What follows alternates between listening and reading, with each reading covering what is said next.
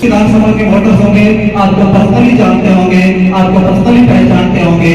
और जब से यहाँ पर ये वोटों का राशि उन्हें देखा है, तब से लगातार आपका प्रतिनिधित्व रहता है। इतनी लंबी पारी खेल पाना अमीर खान साहब के अलावा कौन कर सकता है। और ये अमीर साहब इतने इस उम्र में भी बहुत जोश के साथ हमेशा मौजूद रहते हैं। और जहाँ कहीं भी इनको याद किया जाता है, दिल से जब भी याद किया जाता है, ये किसी को भी नाराज नहीं करते हैं। इनकी सक्सेस के लिए मैं दो शब्द कहना चाहूंगा, काम करो ऐसे कि पहचान बन जाए, चलो कुछ ऐसे कि निशान बन जाए। अरे जिंदगी तो हर कोई काट लेता है, अगर दम है तो जियो ऐसे कि मिसाल बन जाए, संपूर्ण राजस्थान और भारत भर में अद्भुत विधायकी की मिसाल हमारे अपने विधायक महोदय माननीय अमीर खान साहब। मैं चाहूंगा कि आप अपना से यहाँ उपस्थित जन समुदाय को लाभान्वित कराएंगे। माननीय एमएलए साहब।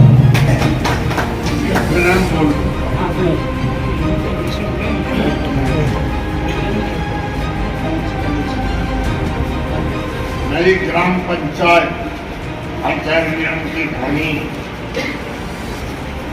के हेडक्वार्टर पर आज कोऑपरेटिव सोसाइटी के गोदाम के उद्घाटन अवसर पर आप सभी इस पंचायत निवासियों को बधाई। मैं इस मौके पर आपको ये कहना चाहता हूं कि किसी भी आजाद मुल्क में अपना अधिकार जो है वो कोई खैरात के रूप में किसी को नहीं मिलेगा। अपना अधिकार के लिए लड़ाई लड़नी पड़ती है और लड़ाई के बिना किसी को अधिकार और इज्जत नहीं मिलेगी। हिंदुस्तान जो आजाद हुआ है, ये कोई मस्करी और मजाक से नहीं आजाद हुआ। हिंदुस्तान की Indian national Congress party Mahatma Gandhi के नेतृत्व में अंग्रेजों के खिलाफ 60 सालों तक लड़ाई लड़ी, तब जाके सन 1947 में ये मुल्क आजाद। और इस दरमियान के बीच में देश के हजारों आदमी मौत के घाट पे उतारे गए और लाखों आदमी जेलों में भी गए, तब जाके मुल्क आजाद। और मुल्क के आजाद अंग्रेजों ने किया। उस वक्त भी अंग्रेजों ने एक बहुत बड़ा घातक ऐसा फैसला किया जो अपने लिए कैंसर की बीमारी का, वो किया पाकिस्तान बनाने का। पाकिस्तान बना 14 अगस्त 1947 के दिन। हिंदुस्तान आजाद हुआ 15 अगस्त 1947 के दिन। और इनको बनाने वाला अंग्रेज था जो हिंदुस्तान का गवर्नर जनरल था, जिसका नाम था माउंटबेटन। ये उसने कहा। मोहम्मद अली जिन्ना ने पाकिस्तान के सरबराह की शपथ ग्रहण ली लाहौर में, जिसमें माउंटबेटन हाजिर हो गए। और हिंदुस्तान के आजाद प्रधानमंत्री ने शपथ ली दिल्ली में, पंडित जवाहरलाल नेहरू ने, उसमें माउंटबेटन हाजिर नहीं था। मौलाना अब्दुल कलाम आजाद और महात्मा गांधी ने अंतिम क्षणों तक बंगाल में आमरण अनशन भी किया कि पाकिस्तान नहीं बनना चाहिए। पर इस्लामी देश के नाम से मुसलमानों को इस्लाम के देश में जज्बात पैदा कर दिया कि हमारा इस्लामी देश। अंदाज देखो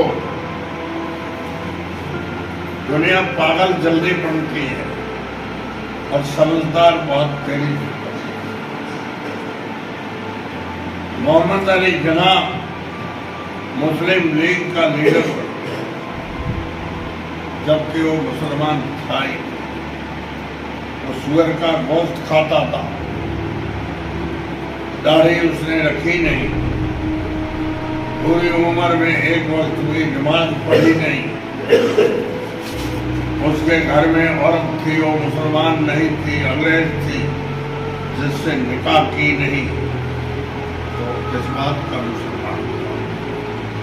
तो मुसलमान सब आशिक हो गए पर इस्लामी देश। अगर पाकिस्तान नहीं बनता तो हिंदुस्तान में आज जो मुसलमानों की हालत है ये नहीं है, इससे ज्यादा ताकतवर और तरक्की है। ये पाकिस्तान के नाम ने आज हर आदमी नाराज होता, लिख देता ये ISI का एजेंट।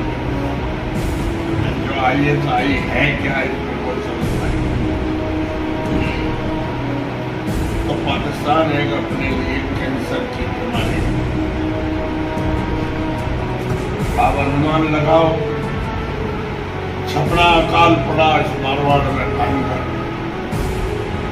जोधपुर महाराजा अवैध सिंह ने जोधपुर से हैदराबाद रेलवे की लाइन निकाली, लोगों को रोजगार देने की नीयत से, और 2 आना आदमी की उसने मौत।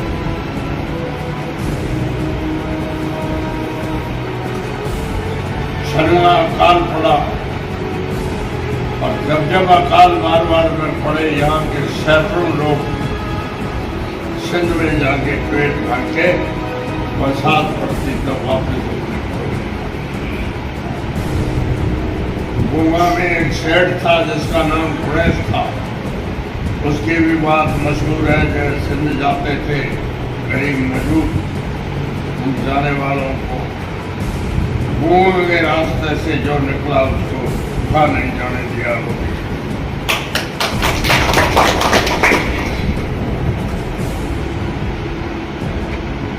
उसके बाद में कई सालों तक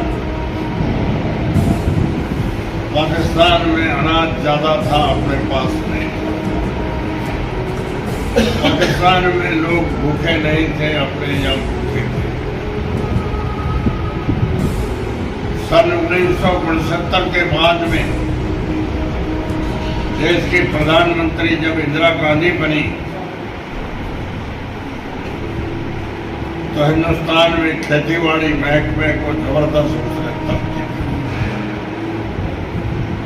किसानों को सब्सिडी दी, किसानों को आधुनिक यंत्र दिलाए,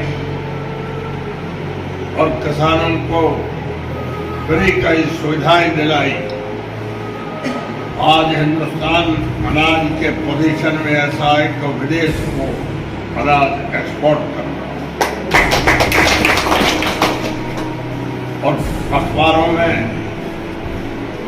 या ये मोबाइल में या रेडियो में जो सुनते हैं पढ़ते हैं, उनको सबको मालूम है पाकिस्तान में 240 रुपया किलो गेहूं के आटे की रेट। खाने वाला तेल जो है 1000 रुपये किलो की रेट होता है। आज पाकिस्तान में सिंध में भूख मरी।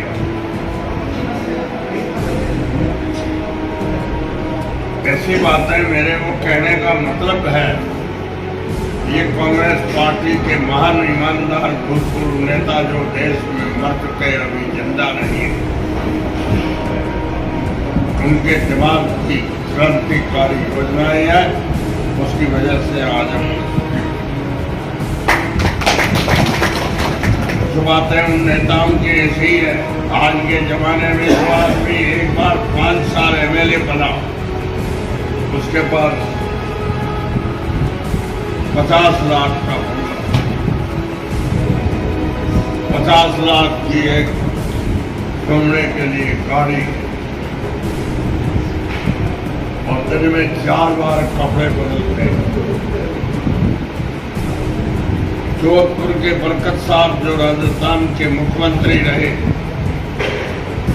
उसके बाप का नाम फायदुल्ला थे, वो जोधपुर गवर्नमेंट के 10 दीवान थे। उसके दादा का नाम साहिदुल्ला थे, वो भी मारवाड़ गवर्नमेंट के 10 दीवान थे। 10 दीवान कहते थे प्रधानमंत्री को, और दरबार का ओहदा था, वो था राष्ट्रपति। और मुख्यमंत्री 10 साल कैबिनेट मिनिस्टर रहा सुखाड़िया की गवर्नमेंट, और लास्ट में वो 2.5 साल मुख्यमंत्री। जब बरकत साहब की डेथ हुई तो बरकत साहब के औलाद नहीं थी, और उसने शादी भी नहीं की थी। रामनिवास मिर्धा ने, एक हिंदू औरत बैरिस्टर थी बॉम्बे में, वो बरकत साहब को थोड़ा करके शादी में उसको कबूल कराई कि ये पढ़ी लिखी औरत है, आप अकेले आदमी हो, आपकी फाइलें निकालने में सहयोग करें,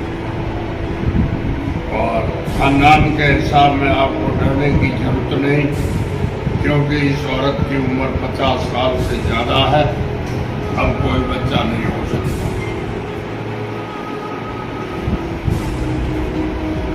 बरकत साहब के मरने के बाद में जांच हुई, राजस्थान की जमीन पे 20 फुट का प्लॉट उसके नाम का।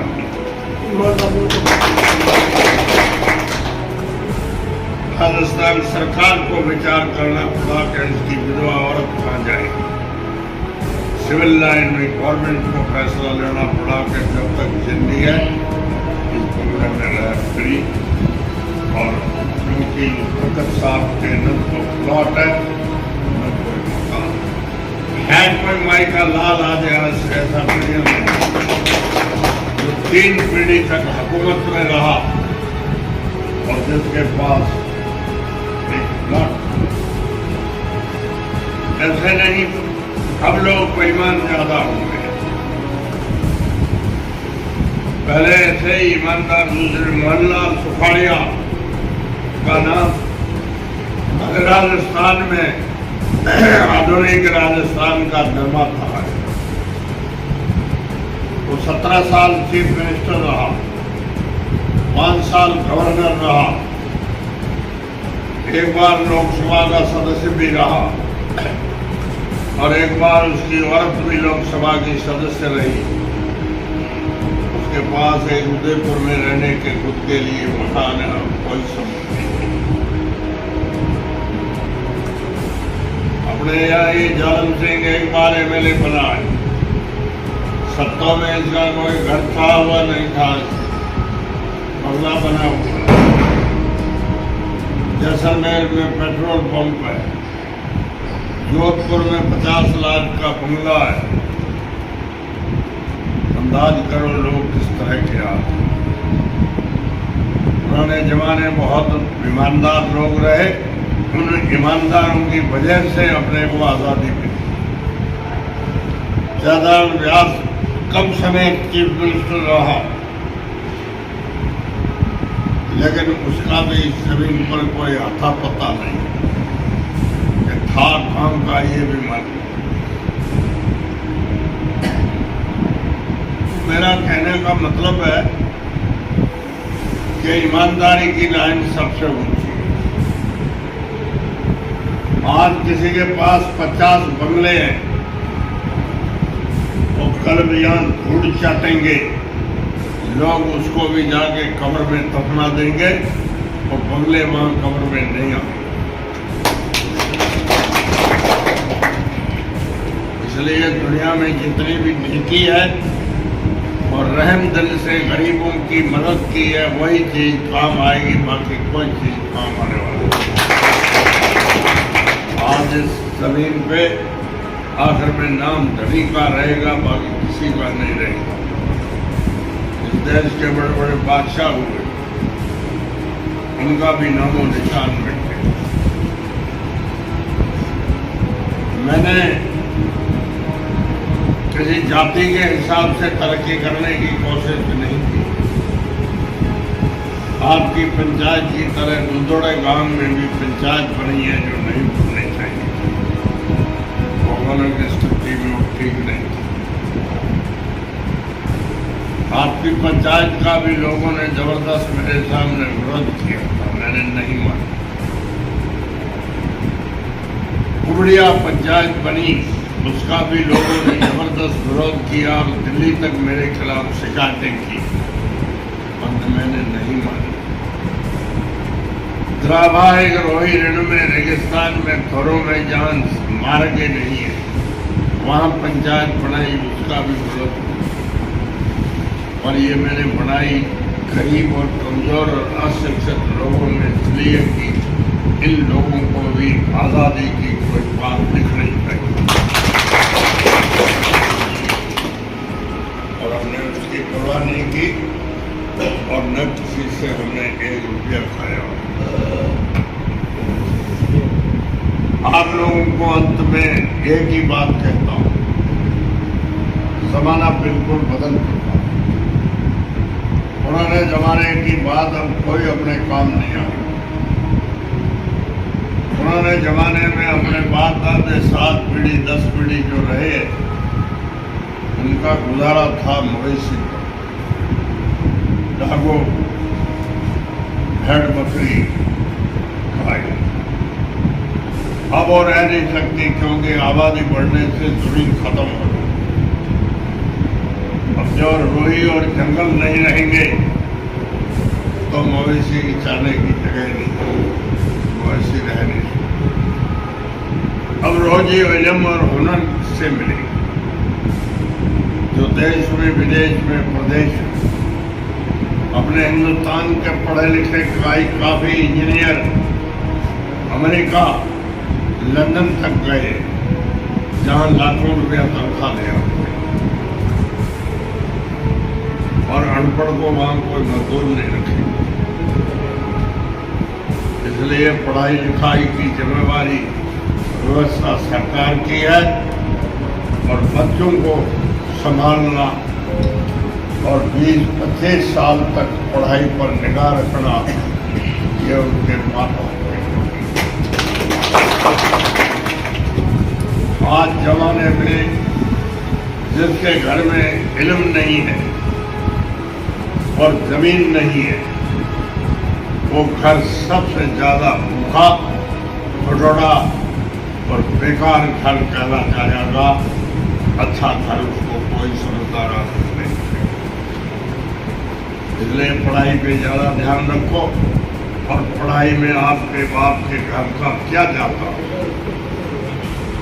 आज 12वीं तक आपके यहाँ नरोड़ आचार्य ठाणे में बच्चे पास हो जाएंगे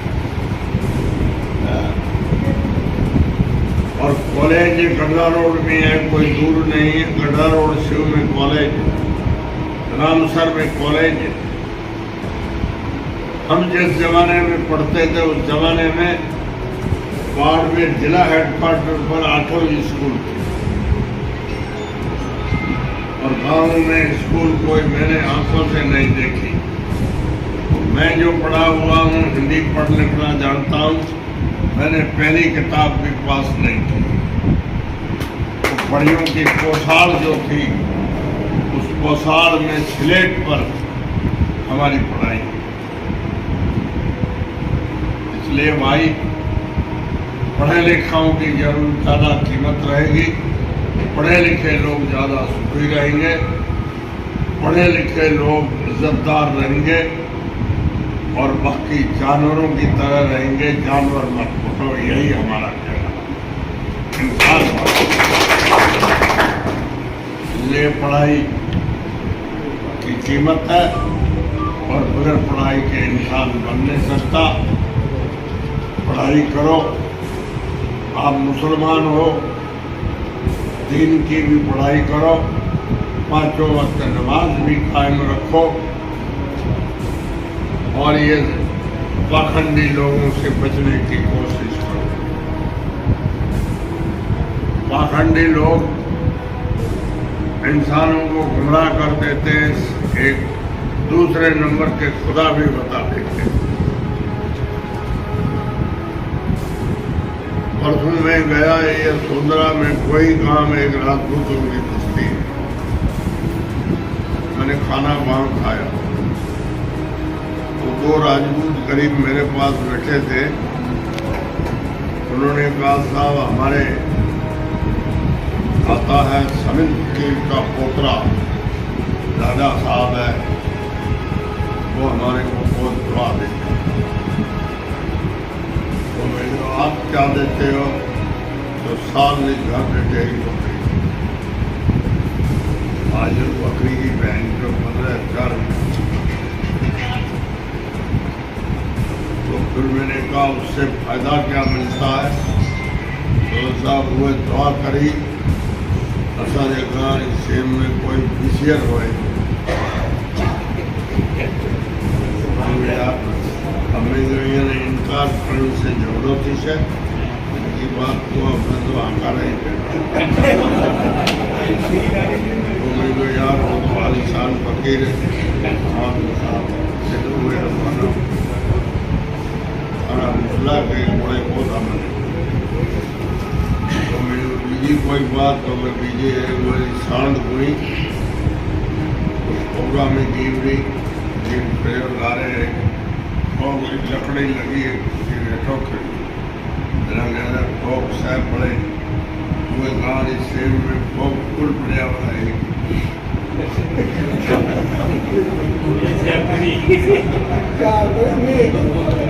बेचारा एड़ा बड़ा मैंने कहा जाए बैठा है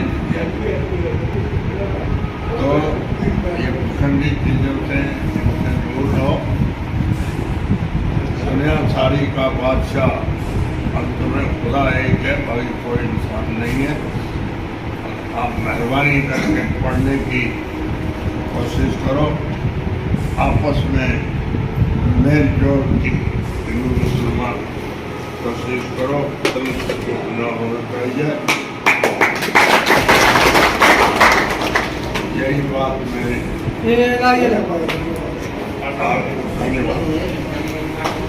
धन्यवाद माननीय विधायक महोदय। आपने यहाँ पर जितने सारे भी जन समुदाय जिस तरह की भाषा में आपको सुनने आए थे, आपने वास्तव में एक संरक्षक अभिभावक की भूमिका में काफी कुछ कह दिया। भारत की ऐतिहासिक पृष्ठभूमि, भारत के वर्तमान और उस समय के नेतृत्व की तुलना और फिर किस दिशा में किस तरह का क्या जा रहा है, आज के अभिभावकों को क्या करना है, समय की मांग क्या है, समय के साथ में किस तरह से चलना है। यानी कि कहा जाए तो आपने इंसान बनने के हर एक पहलू को छूने की कोशिश करी है।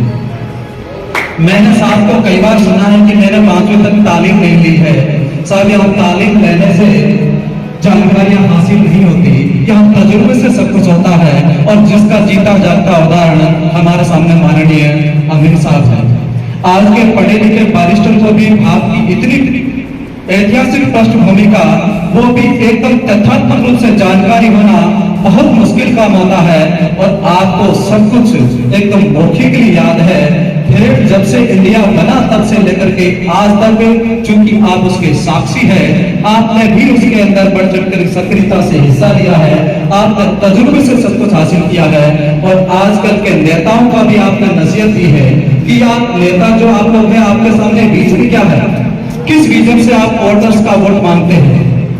आपने कहा कि मैं उसूलों और सिद्धांतों की राजनीति करते हैं, ये कभी भी अपने सिद्धांतों से समझौता नहीं करते, चाहे इनको नुकसान भले ही हो जाए, लेकिन उसूलों की राजनीति करते हैं।